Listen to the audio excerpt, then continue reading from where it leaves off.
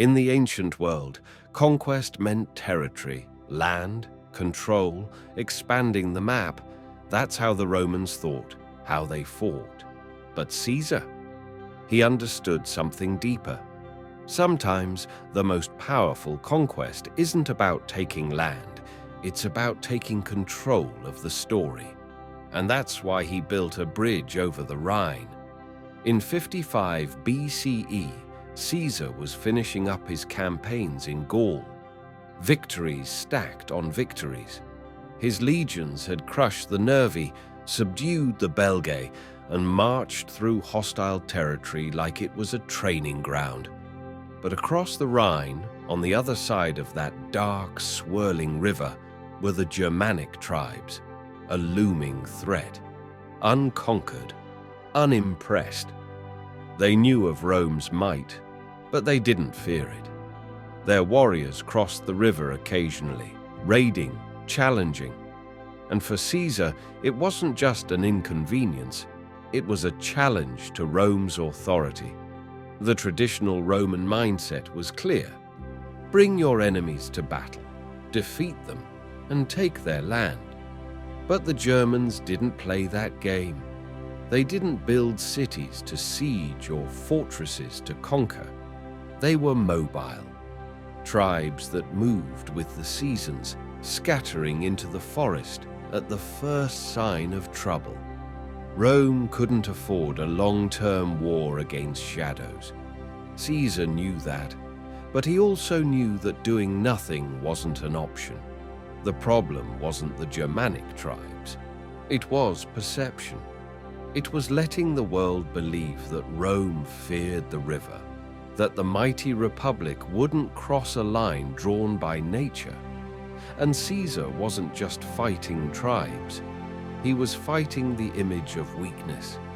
Caesar stood on the western bank of the Rhine, his legions at his back, the water churning before him. He could have built boats.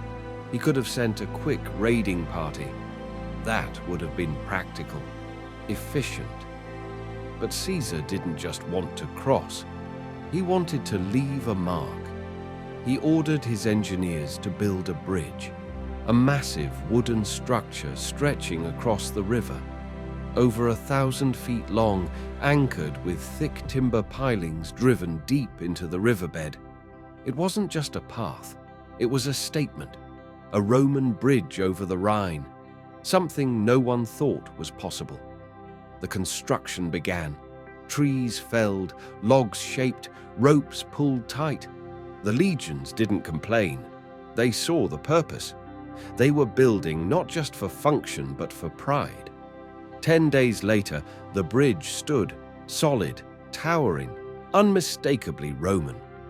Caesar didn't sneak across the river under the cover of night. He marched his legions openly, flags flying, armor gleaming. Across the water, the Germanic scouts watched in stunned silence. This wasn't an invasion. It wasn't a raid. It was a challenge, a declaration. We are not afraid of your river. We are not bound by natural barriers. For over 2 weeks, Caesar's troops patrolled the eastern bank. They burned a few deserted villages, gathered intelligence, and made sure every tribe knew. They had crossed the Rhine. And then, just as deliberately, they marched back and dismantled the bridge. People back in Rome didn't hear stories of conquest. They heard stories of power, of certainty, of a general who didn't just defeat enemies. He redefined what was possible. The Germanic tribes didn't fight back. They didn't rally to attack the bridge or destroy it. They just watched. Because how do you fight a symbol? Caesar's message wasn't directed only at the tribes.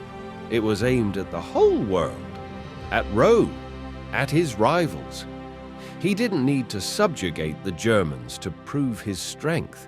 He just needed to show that no line, no river, no natural limit could restrain his ambition.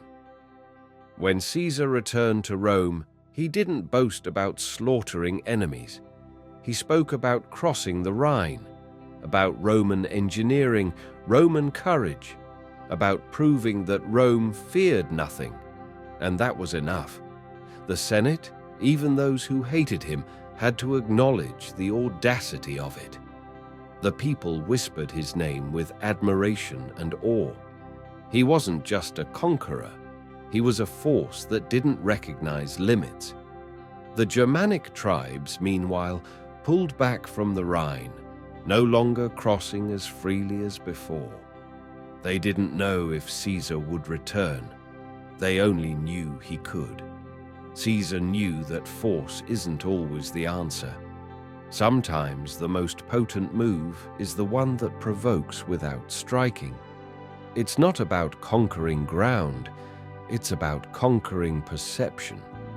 He didn't need to hold territory across the Rhine. He didn't need to wage a long war.